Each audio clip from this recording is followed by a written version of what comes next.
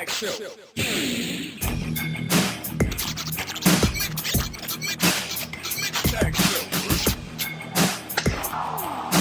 gonna leave a mark, Taylor.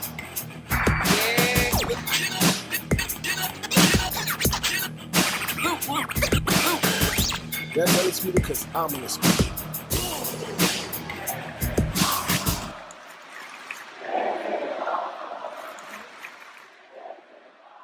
What's up? You're listening and watching the Mixed Tag Show. Finally, you get to see us because it's been like 7,000 years with Jenna and Blue. What's up, man? I haven't seen what you look like in a while. We haven't done this in a while. There's been a while since we've been in the same studio, same capacity. I think the last time I saw you was my birthday week when I went paintballing and you bought me the gifts from Sasha. Yeah, such a great gift. Amazing. Anyway, we don't have we don't have much time because we're doing this on Zoom. But quickly, how are you feeling? Like with everything going on, it's a lot, in the wrestling world, outside the wrestling world. Well, outside of the wrestling world, if you don't know, I'm very frustrated with the current events of what's going on, with the protesting and everything. That I support all of that, all the Black Lives Matter movements that's happening right now. Whether it's them calling it rooting, but I call it an uprise. The uprising that's happening currently outside of the outside BS of white people that are trying to antagonize the blacks and make them look bad with the extra looting, whatever. Yeah. But all of that, in terms of wrestling was pretty decent this week. I actually watched 3 shows this week. Nice. So, it wasn't as bad as I expected. Still not the same, of course. But yeah, it was a pretty decent week. What about you? Just to quickly touch on it, because I know we'll end off the show in regards to everything, but obviously me being a person of color, not only a person of color, but a Black woman, an Afro-Latina, it's frustrating to constantly see everything that happens to us and it gets either swept under the rug or we're viewed as animals and thugs when we're rightfully and justified to our frustrations and our anger. So again, like we'll discuss some more about that and just in regards to tie it into wrestling. But other than that, I'm as good as I can be. Besides that, I didn't get to watch Double or Nothing. I said I would, but I didn't get the chance. I caught a clip. I watched Raw, SmackDown per usual. NXT I kind of watched, but it's hard to watch. And I keep saying I'm gonna watch AEW, but I haven't. So we can get into the shows. We'll start off with Raw, even though I guess we'll tie everything with AEW. But with Raw, we noticed this was the first week, or was it last week? It was last week. Last week. But yeah, so we're recording the following week. But last week we saw the debut of live audiences for the shows. WWE decided to use NXT Superstars, and as we know, they're recording multiple episodes a day to limit the traveling for the superstars, for the talent. So those were long days for the NXT Superstars. Like they're standing, they're not in seats, right? Even though apparently apparently it's obviously there's chairs for in between breaks for them to sit down or like commercial breaks type thing. But in total, it's been a very long couple of days for the NXT Superstars because they have to stand and cheer and what have you for multiple shows. What do you think about that? I mean, we've been said, they should incorporate the same idea as AEW did because it adds a little bit more to the product. I think they went a little bit too far having them making them wear the shirts of wrestlers. And then, I know there's certain people that they're trying to avoid putting it on camera because they're trying to use them later on down the line. But we all know they're wrestlers. So what's the point of, like, avoiding them on camera because we already know who they are? You know what I'm saying? Like, we know it's NXT Superstars around the ring. Yeah. Like, whether they're training or their current programs, we know who they are. Let them wear their own shirts or NXT shirt. Keep it nice and simple. Don't overextend, the idea of, trying to build a surrounding. You know what I mean? I don't know if I'm looking into it too much, but I felt like that was the only thing. But it was cool. It added a different aspect to it. It helped the product a whole lot more. I don't think you're overlooking into it. I think in my personal opinion, stop it. my dog. In my personal opinion, I would have and I mentioned this when all this started happening. Why don't you use like workers and people that are not known, because like you said, we all know these are NXT superstars. But if we don't know people who work in the facility, right? We Right. don't know those people. I advocated for that in the sense of you using those type of people. So, but I appreciate the attempt. I notice a lot of people feel that it adds something to a show. Like at the end of the day with wrestling, you feed off of the audience's emotion. So I feel like with these using these wrestlers, it's great that you there's some interaction, but it's also staged, right? Because at the end of the day, they're all colleagues. So, and I'm pretty sure, like you know what I mean? Because in the day and age we live in with wrestling, right? There's kind of a blurred line in who we cheer for nowadays. It's not strictly Right. back in the day we used to cheer for the faces and then boo the heels. So it's a blurred line. So when you have the wrestlers that are blatantly cheering for the faces and blatantly booing the heels, it Right. gives it that realistic feel. But I appreciate the attempt, because at the end of the day, when it comes to wrestling, you feed off of emotion and crowd participation. So Like to your I'm on the point, fence. they have Jessica Duke, the four horsewomen girls. They got them cheering for the faces, but they're heels. Like let the people play their roles. Like Malcolm Bivens, he's a heel. Let them play to their roles. Why are they cheering the faces? And like no, like let it all mesh in. Like we know who these people are. Yeah, So I agree. that was another point. I'm like, yo, why are you Yeah, wearing a faces shirt when you're a heel? Like, it's too staged. But I again appreciate the attempt, because at this point we don't know how long this is gonna go for, and again we'll talk about it at the end of the show. It might even go on for a longer time. So, but besides that, we wanted to touch base on the number one contenders match for Asuka's Raw Women's Championship at Backlash. Charlotte Flair, we saw, had another match. For whatever reason, she was in why this she needs number to be a one. number one contender match? When you're the NXT Women's Champion and whatever, well, Why do you need to be a number one contender match when you hold a title? Like, why do you have to be on all three brands? Like, just like I need to see, like, if WWE has statistics showing why Charlotte Flair needs to be included into everything. Like, there's so many people that could have been involved in this match, and now that you're having, what is it, brand invitations now again, so basically you should throw a curveball, pick somebody from SmackDown to come over. Naomi popped up out of nowhere, like, yo, I want that spot.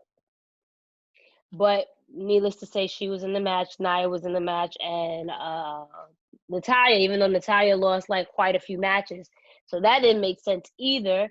But all in all, Nia won. I felt possibly they would have thrown Charlotte, but I felt in my heart of heart it would have been Nia, just because there's history there. Even though Asuka has washed her so many times. I know you mentioned a move was specifically banned because what exactly happened? Basically, I think Nia picked up Kyrie at one of the recordings, did the double hand and tossed it to the turnbuckle, and apparently Kyrie got hurt, which caused some issues. So now the WWE has banned the turnbuckle powerbomb for all wrestlers. I mean, that wasn't necessarily one of my favorite moves. So, but go ahead, continue. mean, I didn't dislike it. I didn't like it. It was a move.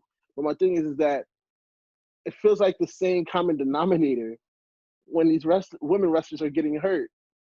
And instead of addressing that common denominator, they're like molding everything around it to protect that common denominator. And that is very frustrating after a while. Because then what you're gonna do now? What's next? Like, No, I agree. I hear with you. And again, a lot of other women wrestlers get heat, or in regards to quote unquote, maybe messing up a spot or whatever. But like you said, there is a common denominator when it comes to this particular superstar. I'm not gonna say she's ass and shit on her because I No. always say But she needs to be more safer. she needs to be safer.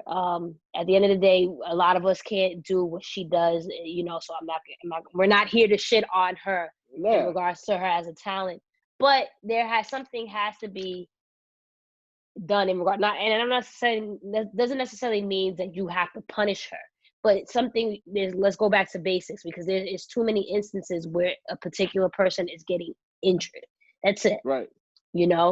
But besides that, I thought Nia was the right pick, just because the history between her and Asuka, and they have this premises like, oh, like Nia is this dominant, irresistible force, but she's always talking this shit to Asuka, but Asuka always washes her, even from back in NXT. So it's definitely interesting to see how they play this up.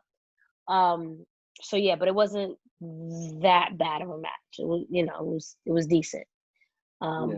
Shout out to my boy. Yeah, Haitian. Not Haitian. He's my frat brother. He's African. He's Nigerian. He's Nigerian. Okay, never mind. Yeah, because you always putting up a flag. I'm like, why are you always putting the Haitian flag up? That's why I was like, why is that your boy? That's for Shad. Shad, I put the Haitian flag up with. So Shad is Haitian. Right. Okay. But so when Apollo, it comes to Apollo is African, but Nigerian to be exact. Nigerian American. Okay. Yeah, but he's part of my fraternity, Phi Beta Sigma Fraternity Incorporated. He crossed the same time I did, so I always show support to that. I could have sworn you posted a flag. I was like, nah. All right, go ahead. but he won the U.S. title this past Monday. I always watch Raw and SmackDown kind of delayed, so I can fast forward a little bit. My boy texted me like, "Yo, your boy won." Man, that's kind of random, but I'm with it. I don't think it's random though. It's first of all, I've been watching, so it was random to me. But he's like, nah, he's been feuding with Andrade on the low. Yeah, so like, yeah.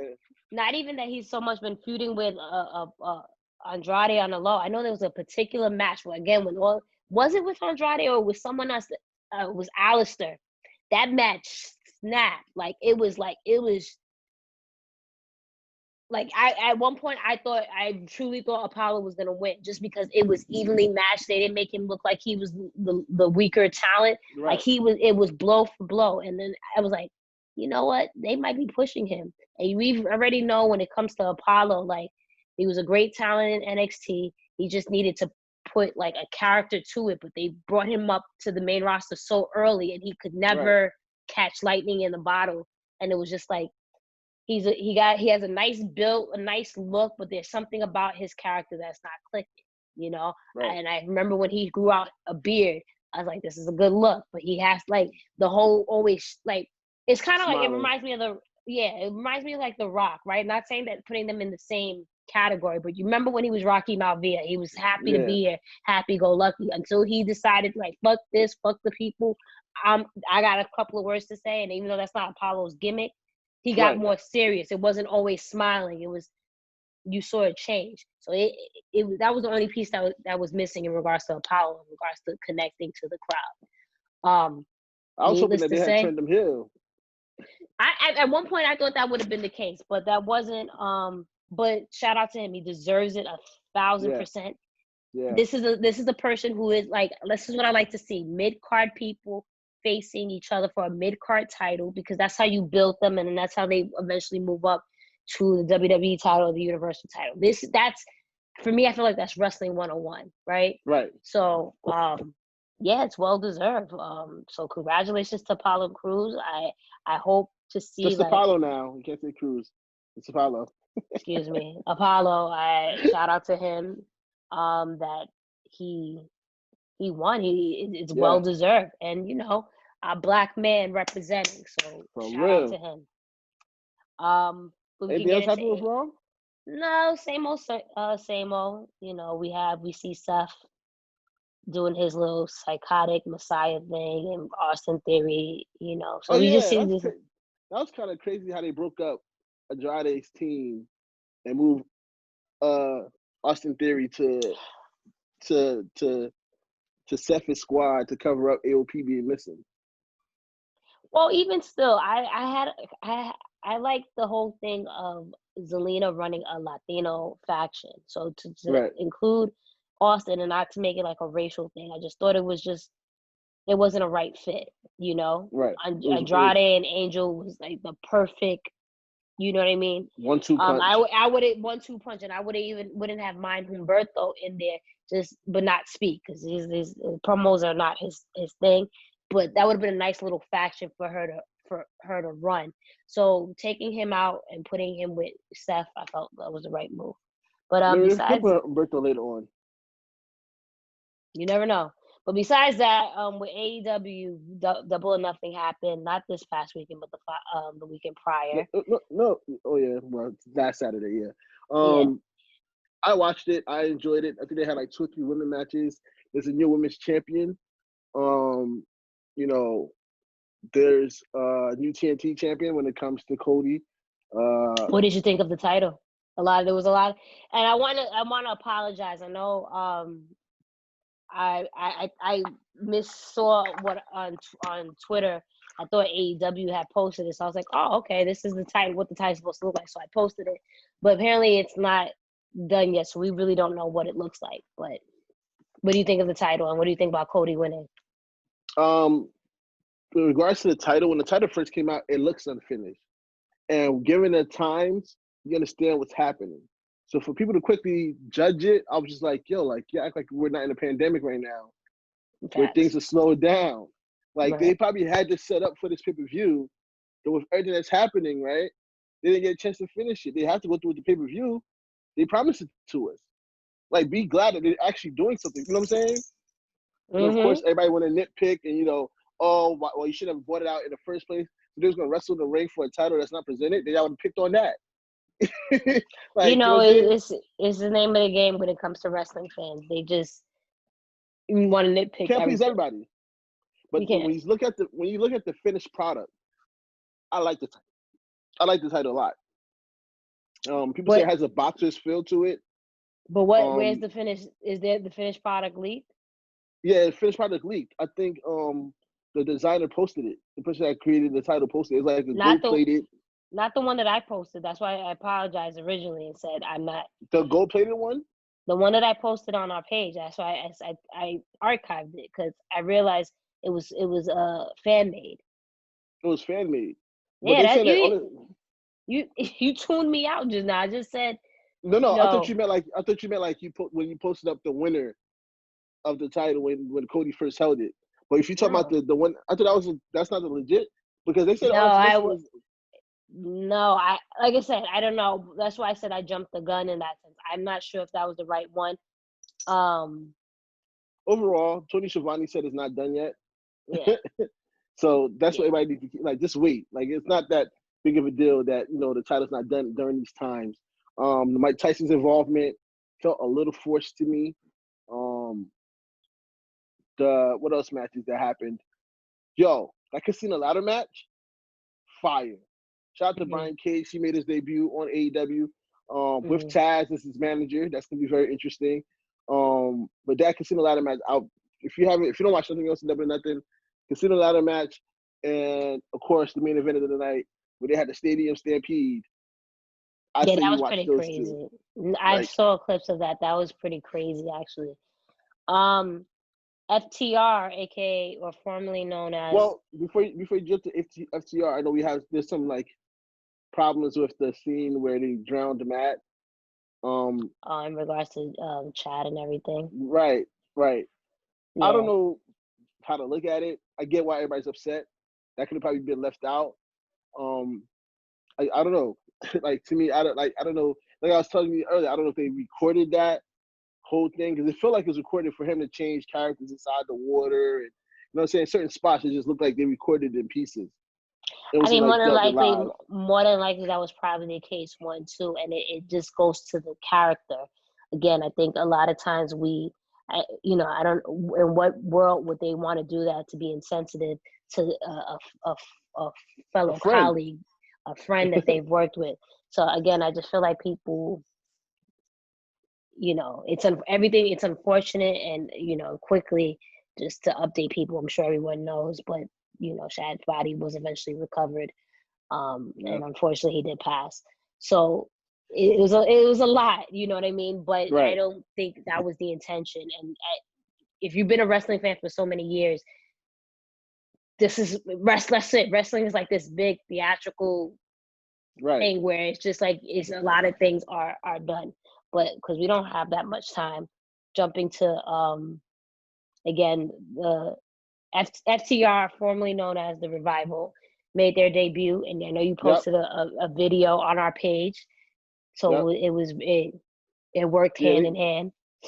Yeah, they kind of jumped in at the end of a tag team match, well, a six-man tag, and saved the Young Bucks from the Butcher and the Blade, and then kind of hinted at a match with the Young Bucks. But it was just great to see Cash, and I don't know what Cash, the other one is going by now, but FTR in general, just like, it was just great Cash to see and Daz.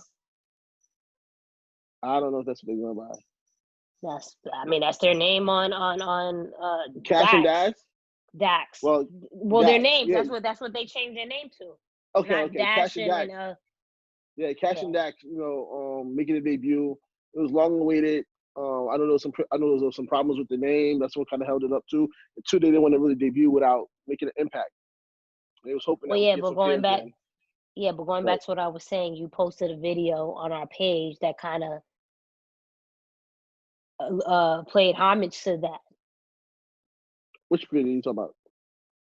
I have short-term memory. Oh, sorry. When Can we get him out of here? Can we get a new host? Get him out. When Scott Hall came through the crowd. Jesus. And they came in denim. Dude, they came in denim clothing, Jesus. Yeah. No, there's a lot going on this week, all right? I'm emotionally all over the place. I done launched my t-shirt company. Like my mind is moving a million. Shout out to your t-shirt company. Just in case you want any for your wear, just in case you want some customized shirts. See, I'm a good tag team partner. I plug that in. Thank you. But yeah, that was definitely a good homage. I'm excited to see what else they go through, because it's about time they got there. Well, not even that. It just goes to one of the things about AEW. You can say a lot of things about both companies, or quite a few companies. AEW has really built a really, really, really, really, really strong tag team division. So, and this is everything that they wanted in regards to just actual tag team wrestling. No foolish gimmicks. They deserve it, because when they get the opportunity, they will give you some matches. Anything else from AEW before we jump into SmackDown? Yeah, Jericho versus Tyson coming up. I don't know how we got here, but we're here. With SmackDown, we had Sasha and Bayley come out and interrupt Bliss and Cross on a moment of bliss. What do we think about that segment? The match that they're gonna face them for the tag team titles the following week. What do we think about all of that? I mean, it was a cool segment, and I don't know where it's going. I don't know if it's because they don't have any more competitors for Bayley right now, that they're throwing them back into the tag team situation. I don't know if this is going to be a setup, but it was cool. It was cool to watch. I heard some news that they're trying to prolong this as long as they can, this Bayley versus Sasha feud. But y'all been prolonging this for 5 years now. Like we've been wanting it since they came on the main roster. Right. Like, how much longer do y'all need to wait? Like, but it's weird when you say that, because it's like, do you think that, in all honesty, like we hype up things so much from their past to epic matches, even though they had numerous of matches afterwards, but on that level of the two takeovers, do you honestly believe that they're gonna live up to that hype? At this point, I don't even know anymore. Because it seems so. I mean, don't get me wrong. When whoever decides to turn and it finally I'm gonna get hyped, but because it's damn, right, where we want to see this, but it's just what if we hyping this up so much that they don't deliver? And I don't want to doubt Sasha or Bayley, because we're big fans. But it's just know what they're capable of right now. Exactly. There's so many components right now. There's no audience. You don't know time constraints, because now they're making things shorter. So the pay-per-views won't be as long anymore. Like, we don't know what they're walking into anymore. And two, like you said, it's been so long that we wanted this. It's like, are we gonna be satisfied with what they give us? Or are we gonna be like, all right, that was cool. Yeah, and I was just thinking about. Didn't that happen recently with what was it? It was a match that happened like that. Was it we were probably last AJ year? I don't know. Shinsuke. I remember Yeah. AJ and Shinsuke. We were so hyped up and it didn't deliver. So it's just one of those things. And I was just not to go off topic too much to get back to where we need to. But I was just thinking about this the other day. Like, yeah, everyone says a lot about Sasha and Bayley at TakeOver. And that was one of the greatest women's match ever. Yes. Mm-hmm. But I'm like, yo, you got to think about Sasha and Becky from Hell in a Cell. Yeah. That match, that like that. You gotta really sit there and think about it. And I would love to, like, for us to, now that I think about it, have an actual discussion in regards to that. But you gotta really think about it. Like, we put so much into Sasha and Bayley, but Sasha and Becky was also like, there's a feud that, like, a rivalry. That was the match of the night. That set the tone. I think it was the first match, and the rest of the night there was match of the night. It was match of the night. It wound up being the second best match of the year for WWE. So, you know, what was one? Do you remember what was one? Kofi and Daniel Bryan. And to be perfectly honest, that match wasn't, I don't think that match was better than Sasha and Becky. It was just the moment, the feel-good moment, and just Kofi winning in the first African-American to win. Yeah. It's something to discuss later. I think we can revisit. But going back to the segment, going back to the segment, I was mentioning to someone, I like the chemistry that Sasha and Alexa have.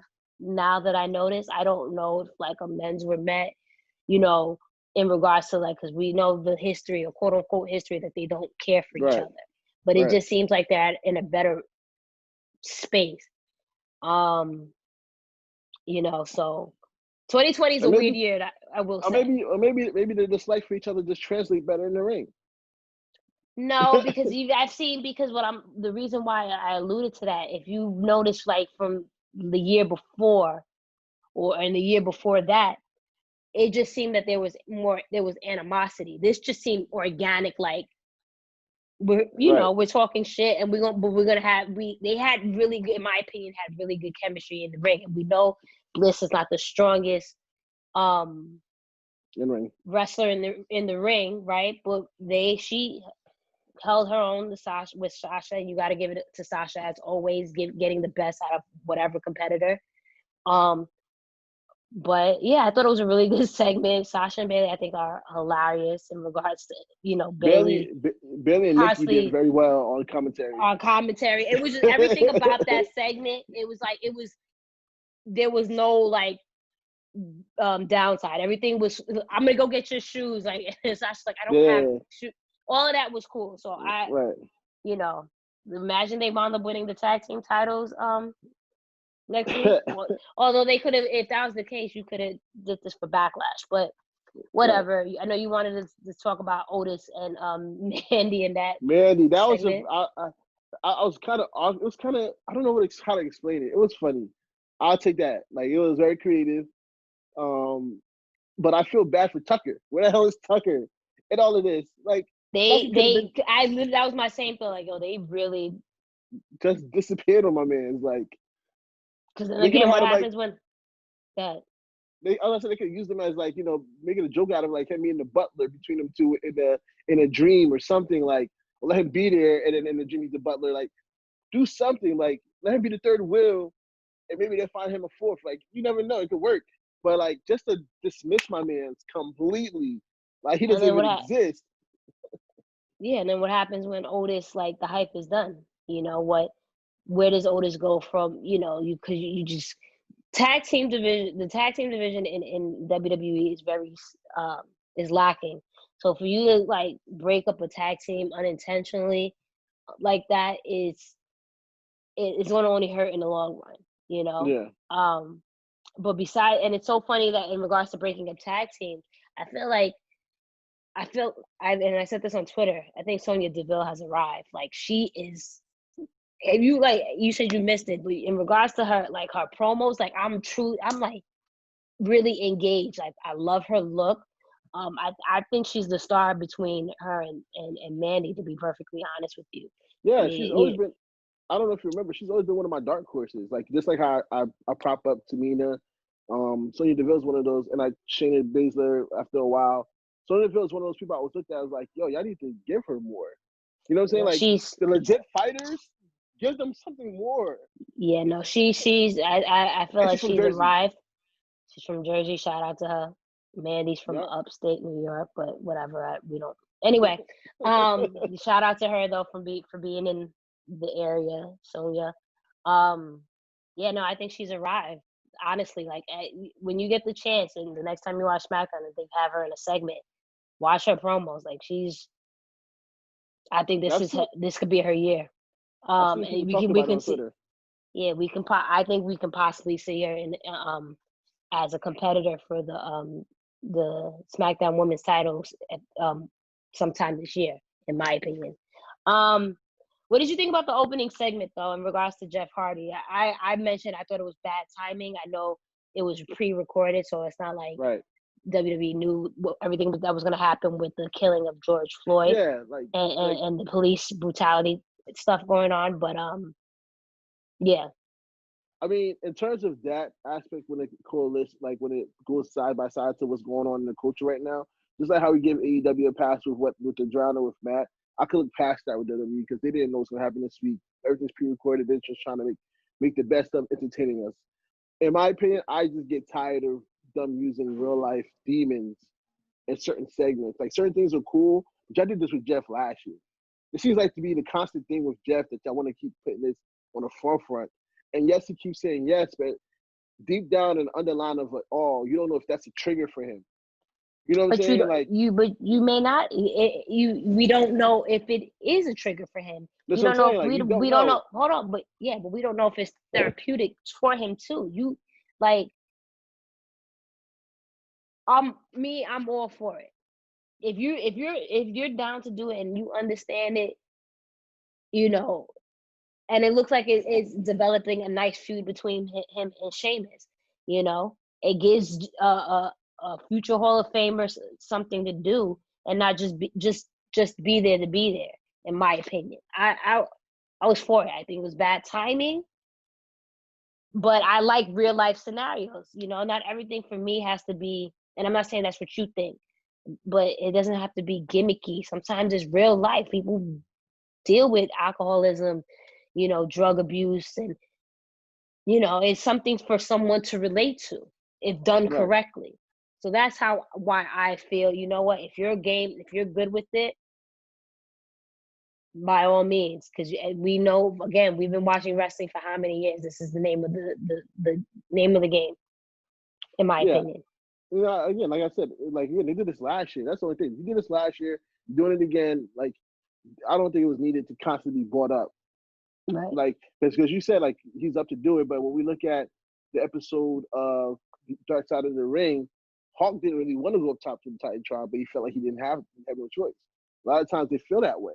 So I don't know. Like you said, it might be therapeutic for him. I'm just saying, in my case, I don't want to see that constant reminder of, you know, yo, this is what he's linked to. Yeah, but when you bring that up in the sense, it was 1999 and now it's 2020, and I'm not saying things have changed drastically in WWE, but I feel like certain superstars now more so have a say in regards to what they want to do, especially someone of like Jeff Hardy's caliber. I'm sure, you know, he can say, you know what, I'm not doing this, or whatever the case might be. You know, if it was an up and coming superstar, probably not. But in Jeff Hardy's case, I think we can. For me, it's safe to say that if he wasn't okay with it, he wouldn't do it. But that's just, you know, difference of opinion. What did you think about? Real quick. Speaking of Sheamus, real quick, I really thought I think Jamie should have won that battle royal. I did too. That's why I'm getting ready to bring that up. What do you think in regards to one, AJ being traded to SmackDown randomly? It was just a trade, like for future consideration. There's nothing. They did this with Alexa too, right? They did that. Yep, for SmackDown. 1, 2. We're gonna get AJ versus Daniel Bryan for the IC title. But what did you think about the whole tournament, battle royal, Just all of that. We'll Right. lump it all together. I thought the battle royal idea was best. AJ's a heel. He's like, yo, I'll take my bye. Like, I'm good. And then Bryan's like, now I want to earn my spot. You know, that makes sense to me. Like I said, huh? Yeah, face versus heel. Yeah, so I feel like the whole battle royal, like I said, Jimmy should have won that. Sheamus lost the first round. Eventually he loses later on in the night anyway.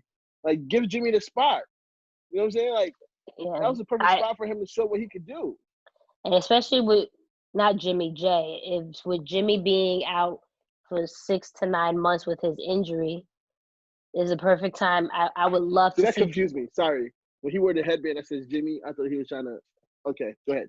Although the man did say Jimmy is out, he legit said that. But okay. I'm listening. Go ahead. I thought it was funny when Dolph Ziggler to that segment when Jay was like, Jimmy is out, and he's like, listen, Jimmy J, whoever you are, even though the man just said who was in and who was out. But anyway, I agree. I would love to see, because we've seen the Usos together for so many years, right? And it's like 10 years. We never seen like a quote unquote feud between the two, or one venture off as a singles competitor. Like, we'll have maybe single matches here and there, but it was never anything. Recently? No, but in regards to that, I would like to see Jay maybe compete for a mid-card title, or just have single competitor matches, just because he's a great talent, great on the mic. I feel like Jay's, which is funny because they're both. We had this conversation about, I believe Jimmy and Jay are both. That's what I meant. We had this conversation like one day having a feud. I don't know if we to that extent, but in regards to a conversation about who's more out there, I feel like Jimmy's the quote unquote popular Uso. So I feel like this moment can help maybe solidify Jay into an actual singles competitor and just get his brand out there, his name out there. So I would have preferred him winning too. I think AJ going to SmackDown was the right choice, even though it doesn't make sense why he's over there. Raw, it didn't work out for Raw. Yeah, it didn't. It didn't work. AJ's brand is SmackDown. Some wrestlers, superstars, you associate them with a specific brand. AJ style built. that's AJ, and I think at this point, forever, however long his tenure is with WWE, that's where he needs to stay, because it didn't work out. And I feel like the same thing with the Usos. Remember the Usos and Naomi too went to Raw. I don't think it was a good fit. It's just certain superstars that are just fit for a certain brand. Yeah. But I'm excited for AJ and Daniel. I think that's going to be a really, really good wrestling match. As long as they don't put no handcuffs on them, there should be a tremendous match between the two. So to end off this episode, again, we know that a lot has been going on in regards to police brutality and Black people, Black men. Not just Black men, just Black people in general. Black people, but a lot of Black men are more so targeted in regards to police brutality. Not to say that women aren't either, but we notice there's a trend in regards to Black men. So we definitely give our condolences to the families of George Floyd, and also Breonna Taylor too, because that has gotten swept under the rug. And a lot of Black women feel that we are not. And even Aubrey. Now we still don't know the full story with the Ahmad doing that was jogging. Yeah, so our condolences to that situation. How do you feel in regards to? I guess let's tie it into wrestling, because at this point you can't be living under a rock and not notice what's going on. But how do you feel in regards to like wrestlers in particular that have been using their platform? Because me personally, I'm disappointed in a couple of names. I won't mention it because it's not here. I'm not here to bash anyone, but I've been disappointed in certain people not using their platforms to certain people that have used their platforms but are misinformed, and then surprised by people who have used their platform. Right. And so how do you feel about all of that? When it comes to celebrities that don't use their platforms, not just wrestlers in general, but in this case, I know we're talking about wrestlers, but in general, like certain people are not built for that. You know what I'm saying? Like some people, like they don't they don't know how to probably say the right things in that particular moment. Some people like to stay silent and help out silently. Like, I know, for example, people bring up Jay-Z and Beyonce a lot, but people forget in Ferguson, they were bringing people that was bailing people out without saying anything. You know what I'm saying? Like, certain people are just not, they wanted to handle it the way they want to handle it. Now, for people that do decide to talk, I would hope that you are more informed in what you have to say. Shout out, like you said, Cody and a lot of people from AEW have stepped up and, put the hashtag Black Lives Matter. Surprisingly, that's not the case. But a lot of people from AEW have not used the hashtag Black Lives Matter or have been in the forefront. Let's not get that confused. Who you're referring to? A lot of people are very annoyed with people such as Brandy Rhodes, who is a Black woman that has yet to say anything in regards to this matter. But she deleted her post, but made it seem like she was being attacked and it wasn't about her. 1, 2, Cody hasn't really said much on his platform. Chris Jericho, he I was went going to with get to Chris Jericho. I was going to get to Chris Jericho next. Go ahead. Go ahead. Yeah, with Chris Jericho, his comment, I didn't get it. Like, what don't you see? You know what I'm saying? I mean, I hate this because I grew a lifelong fan of Chris Jericho, and I guess I could still be a fan of his work, but I can't. I actually wound up unfollowing on Instagram. It's, I'm not going to sit here and be that person that shits on him, but it's just very disappointing to see that people don't get it. It's not for you to counter.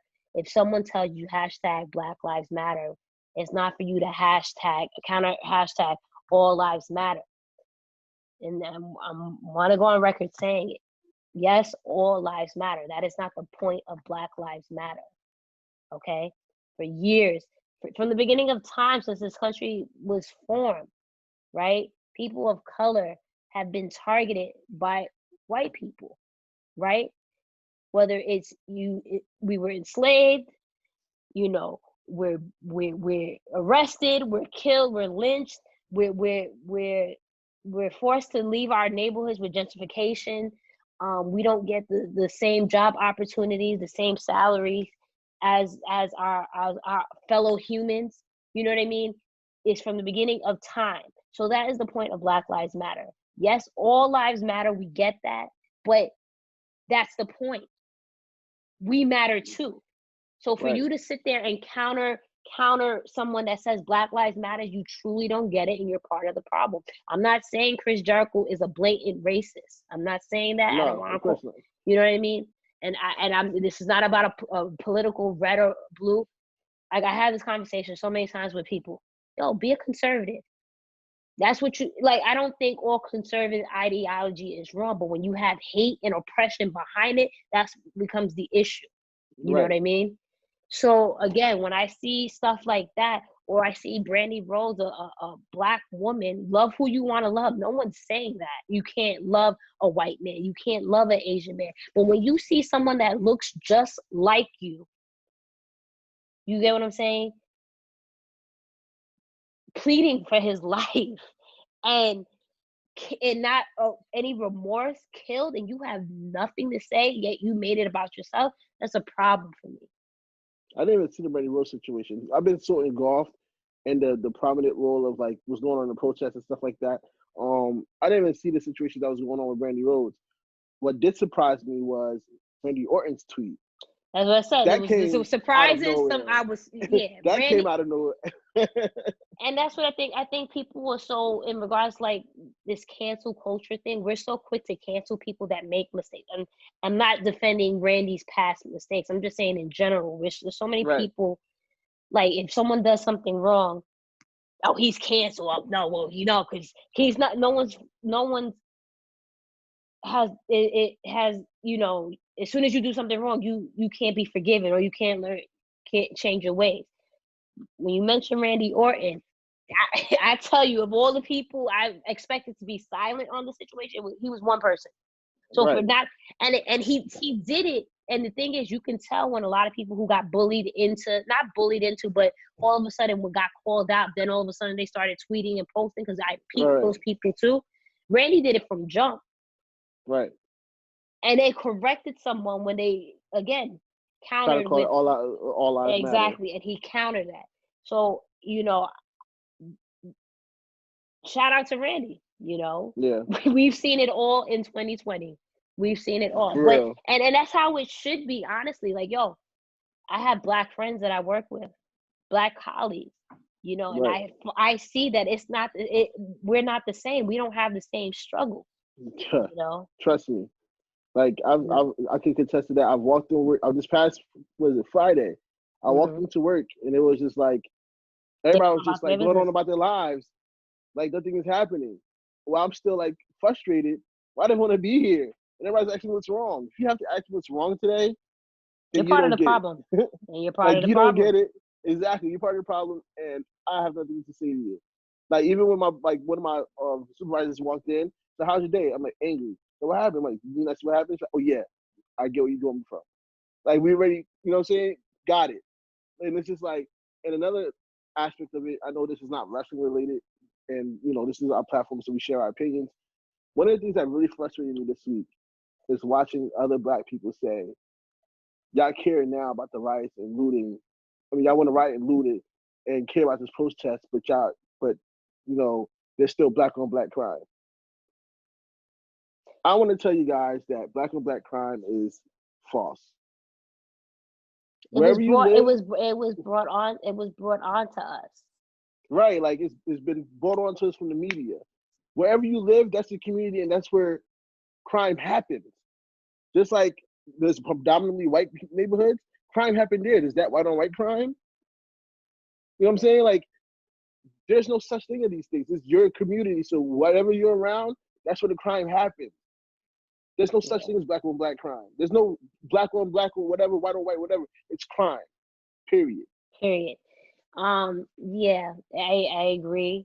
And just bringing it back in regards to wrestling, there was a point that you made earlier, right before we started discussing it, and you said that with certain celebrities in general, and I said that, and I had this conversation with one of my friends, like when we noticed that certain people, might have retweeted, but that hasn't actually said anything, and that's Right. still using your platform. It would be nice for you to, for certain people to say stuff, but you get that not everyone can find the right words to, right. You know what I mean, and say how they feel. Excuse me. And I think people don't realize that. I think where people are so quick to attack one and be like, yo, well, you didn't say this, you're a racist, that you're not with us, blah blah blah. Right. And I think just a lot of people don't realize certain people are not about going out and protesting. Like, and I had this conversation with my friends. Like, I commend and I applaud everyone that went out and protest. It is dangerous out there. It is really, just to see what the police are doing to people who are being peaceful, Right. or how the people are getting hit with rubber bullets and this and that and the third.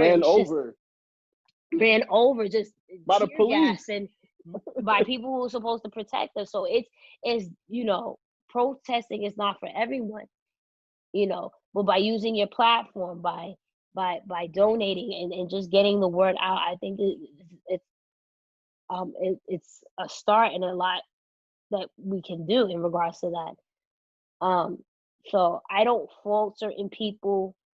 It, like I said, for some it may be disappointing, but in a lot of ways it's I get it too. Not everyone can come up with the right words to say something, but for people who are completely silent in regards to not retweeting, right. posting on their story or saying anything, that's a problem. Because you can't be that far removed that you can't say anything. So all in all, I like that a lot of wrestlers have spoke out. So again, some I'm disappointed that hasn't said anything at all, hasn't done anything, like, again, in regards to retweet, just using their platform, and it's unfortunate, again, that people that we've grown up watching for years, such as Chris Jericho, right. has a certain mindset. Again, I'm not calling him a blatant racist, and we He's all just, agree. he's just, We he's all just agree peace and misinformed. love. We all agree peace and love. You know, we want. That's what we want. That's the point of this. This is what we want. Right. So you get what I'm saying? So it is definitely unfortunate, but it had to happen in regards to protesting and everything that's going on, because we can't continue to be in a society where we're targeted. You know, and I said this, like, so many times we as Black people or people of color in general gotta act a certain way so we're not viewed as quote unquote thugs, animals, you know, ghetto, ratchet, or whatever. And why is that? Why do we have to be a certain way so you can accept us, and then you still don't accept us? That's why you just might as well just be yourself. Don't let them confine you to anything, to no stereotypes. Be yourself, be happy. And when they step out of line, you let them know they step out of line. And that's how I basically feel about this whole situation with the uprising, the protesting. Everything is needed at this point to let them know that we're not happy and we're not comfortable. Because we've been uncomfortable. Just like when a cop pulled up behind me at the red light, on my knees. You've been in a car plenty of times with me. We've been pulled over for dumb reasons. Like, you've seen it happen. Tinted windows, yeah. Right, like it's just blatantly, and after a while, it's like, if we're not comfortable to walk every day, why should we make everybody else feel comfortable around us when we're not? Yeah, and that's what it comes down to. Like I posted on my thing, my skin is not a death sentence. That's how we all feel right now, and that's how it should be. It shouldn't be that way. Well, we feel like our skin is a death sentence. And this is why there's an uprising, and this is why there's protesting. And the thing is, the crazy thing is, and this is my last point in all of this, we're still in the middle of a pandemic, you know, because of someone's racism towards someone else, or whatever vendetta he had towards this man, caused all of this, right? Yeah. And again, shout out to everyone that went out and let their voices be heard. But now we have to wait in a day or so, a couple of days, weeks now, to see if people contracted COVID, because it hasn't gone away.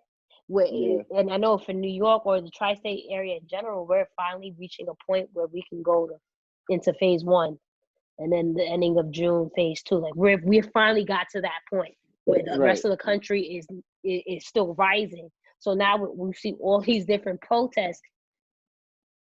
It's like, did we increase the curve? Like, you know, and I'm not saying anyone is wrong for going out. No. Sometimes it's worth the risk. It was needed, but because of someone's actions of hate, caused this, put thousands of people in danger. So I mean, like, just pray for better days, and just things have to change. So yeah, that's our show. Thank you guys for listening and watching the Mixed Tag Show with Jenna and Blue. Make sure you follow us on our social medias at the Mixed Tag Show, or on our personals at Miss Jenna Baby, BAYBEE, or at It's Simply Blue, 2 S's in the middle. We're trying to continue to try to work on more content for you guys. I like this Zoom situation that we just did today. It was pretty easy and simple. I gotta get better lighting though. You see, I'm shining. I know you had your setup. You let it be known numerous of times. You need all the light you can. So I heard you. Yeah, exactly. But thank you guys for tuning in with us, and we'll catch you next time.